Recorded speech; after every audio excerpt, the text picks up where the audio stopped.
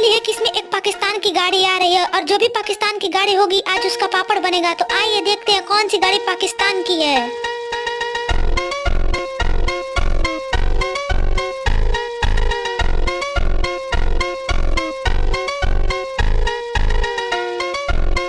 दोस्तों मुझे तो लगता है यही गाड़ी पाकिस्तान की है, लेकिन वो देखने से पहले बेटा मुझे देख के इग्नोर मत करना।